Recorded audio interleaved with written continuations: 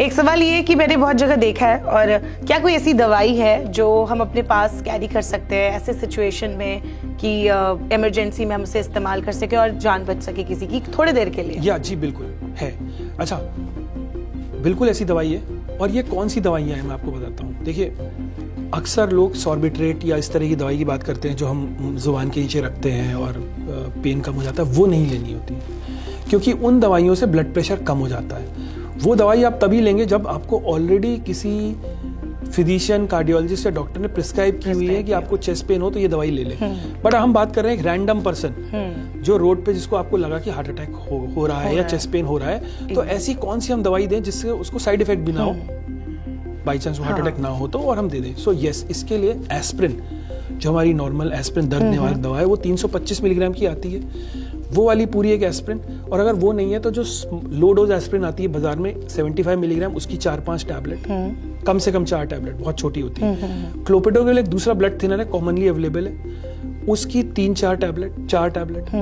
और statin, अटोरवास्टैटिन family है जो कि कोलेस्ट्रॉल कम करता है, उसकी टैबलेट। सो वो 40 mg की आती है, उसकी हम 2 टैबलेट भी दे दे तो बहुत है। सो 2 टैबलेट अटोरवास्टैटिन की, ठीक है, एंड क्लोपिवास या एस्प्रिन की 4-4 गोलियां, मतलब दोनों की नहीं, किसी एक की 4 गोलियां। ये अगर हम दे दें तो इससे क्या होगा? देखिए, इससे ब्लड सडनली बहुत थिन हो जाएगा विद इन 10-15 मिनट्स। तो जैसा आपने देखा है कि कोई लिक्विड है, आसानी से फ्लो करता है, तो जो ब्लॉकेजेस है उनके अक्रॉस वो थिन ब्लड आसानी से फ्लो करेगा।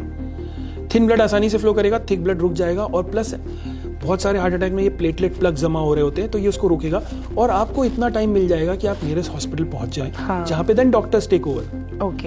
Okay, so this is the easier thing, but the earliest thing should be to reach to a nearest hospital जहां भी सुविधा उपलब्ध है, कैथ लैब की, एंजियोग्राफी, एंजियोप्लास्टी, हार्ट से संबंधित, वहां जाएं। और ईसीजी, और ईसीजी के साथ कुछ कार्डियक एंजाइम्स होते हैं, वो करवाएं, क्योंकि हो सकता है आपका ईसीजी शुरुआत में नॉर्मल आए, कार्डियक एंजाइम भी शुरुआत में नॉर्मल आए, लेकिन 6 घंटे बाद उनको रिपीट किया जाता है, ये देखने के लिए, श्योर होने के लिए कि वाकई था। बट हाँ, ये 2 दवाइयां हैं जो आप सेफली किसी को दे सकते हैं विदाउट एनी साइड इफेक्ट, कि सपोज वो हॉस्पिटल पहुंचे और it turns out to be acidity, no harm done.